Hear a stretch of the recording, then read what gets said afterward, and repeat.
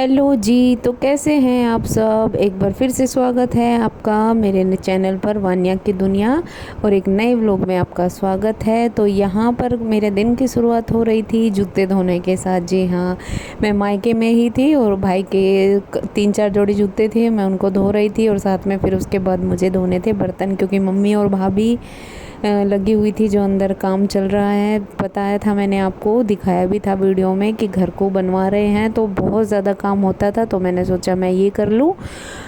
और ये वैसे धुले हुए थे, लेकिन जैसे घर को अंदर से तोड़ फोड़ की थी तो डस्ट लग गई थी इन पे, तो मैं एक बार पानी में से इनको कर रही थी साफ़। और अंदर का हाल बहुत ही बुरा है, ना कहीं बर्तन धोने का काम है। और ये वान्या इधर अपनी नानी के साथ खेल रही थी, इसकी तेल मालिश कर दी थी मम्मी ने। तो अंदर का बस मैं बता रही थी आपसे कि ऐसा ही चल रहा है, ना तो कुछ खाने पीने का, सब यहीं करना पड़ रहा है। बस सोने का भी इंतज़ाम मुश्किल से हो पाता है, क्योंकि पूरा घर तोड़ फोड़ रखा है। और मैंने आपको अभी पूरा घर नहीं दिखाया है। अब भाभी आ गई है वानों के साथ खेलने के लिए।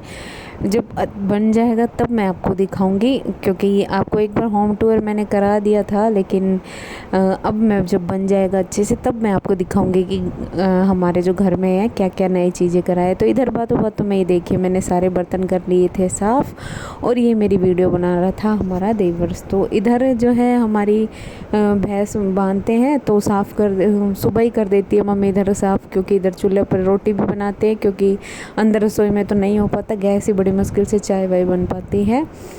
तो जब घर में काम होता है तो काफ़ी सारी दिक्कतें आ जाती है। तो यहाँ पर सारी चीज़ें उठा उठा कर लानी पड़ती है, सारा काम यहीं पर होता है, कपड़े वगैरह सब कुछ यहीं धोना पड़ता है। तो यहाँ पे मिट्टी है, तो इसके लिए एक नाली की खुदाई करी ताकि पानी चला जाए, क्योंकि पानी उधर पूरे पलाट में फैल जाता था। तो इधर मैंने बर्तन भी साफ़ कर लिए थे और फिर उसके बाद मैं धोने लग गई थी कपड़े, क्योंकि मुझे ये था कि मम्मी भाभी अंदर का काम कर लेंगी तो मैं ये कपड़े वगैरह ये धो लूँगी।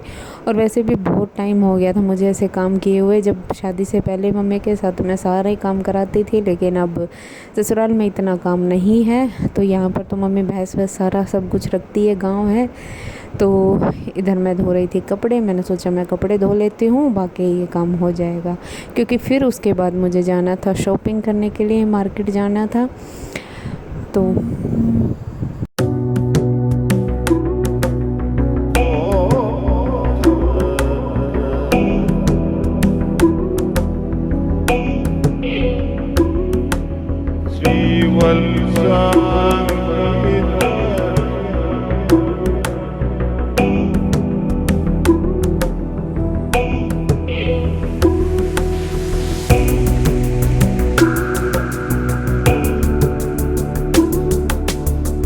और फिर कपड़े फटाफट से धो कर के और मैंने इधर धो दिए थे, भाभी ने सारे सुखा दिए थे। और फिर इसके बाद आ गए थे हम मार्केट, क्योंकि मुझे लेने थे वानों के लिए कपड़े और रुपी सामान लेना था वानों के लिए, क्योंकि मम्मी और भाई का टाइम नहीं था। तो मैंने मम्मी बोली मतलब तू अपने आप ले आ जो भी सामान लेके आना है। तो मैं आ गई थी इधर, मैंने वानों के लिए कपड़े देखे, कुछ खास मुझे दिखे नहीं। तो मुझे मतलब अब तो वैसे भी सारे सर्दियों के ही आ गए थे, तो मैंने इन्हीं में से मैं उसका साइज़ देख रही थी, उसका साइज़ के कपड़े मिल नहीं रहे थे।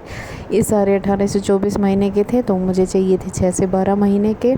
तो बड़ी मुश्किल से मैंने ढूंढ के निकाले ये वाला, मतलब इसका कलर दूसरा लिया था। और यही कपड़े मुझे पसंद आए थे वानों के लिए काफ़ी ढूंढने के बाद, क्योंकि फ़्रॉक वगैरह मैं पहनाती नहीं और वैसे भी सर्दी आ गई है। तो इधर मेरी हो गई थी शॉपिंग। फिर इसके बाद मुझे चलना था दूसरी दुकान पे, क्योंकि वहाँ से भी मुझे वानों के लिए कुछ लेना था। और अभी मैं आपको एक बात याद दिला दूँ, अगर आप चैनल पर पहली बार आए हैं तो प्लीज़ वीडियो को लाइक कर दे, चैनल को सब्सक्राइब कर दे, ताकि मेरी लेटेस्ट वीडियो आपके पास आ जाए। तो और अभी मैं स्कूटी लेके चल दी थी, यहाँ पर मुझे वानों के लिए खिलौने भी लेने थे। और मैं इसी शॉप पे आती हूँ हमेशा, पहले भी।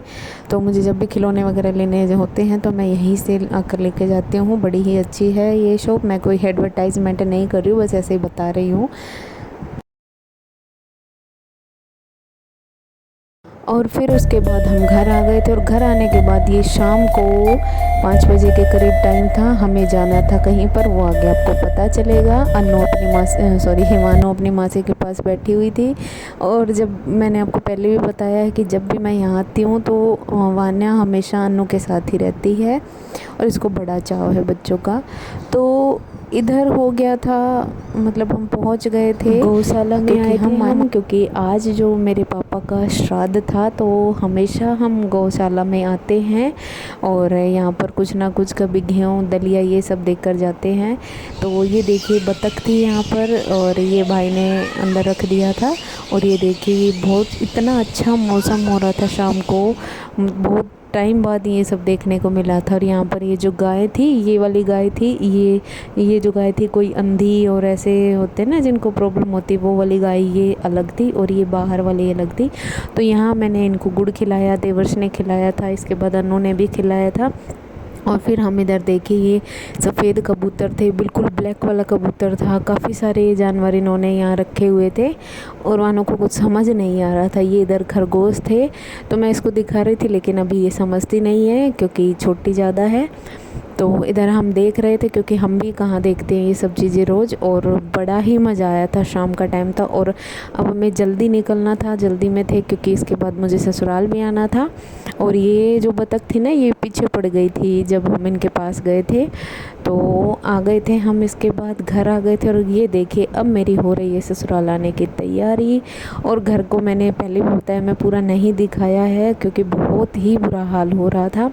तो इधर मम्मी गाड़ी में सामान रख के आ रही है और चलते टाइम में फिर भाई को याद आया। भाई ने कहा मेरा हाथ खाली पड़ा है तो कुछ बांध जा। तो मैंने यहाँ पर नाल जो मोली बोलते वो यहाँ पर बांध दूँगी मैं और फिर निकलेंगे हम ससुराल के लिए। और मुझे यहाँ से निकलने में ही 7 बज गए थे और मैं फिर अब हो गया है विदा लेने पहुँच गई थी क्योंकि नज़दीक ही है मैं घर से भी, तो इसलिए मैं जब भी आती हूँ तो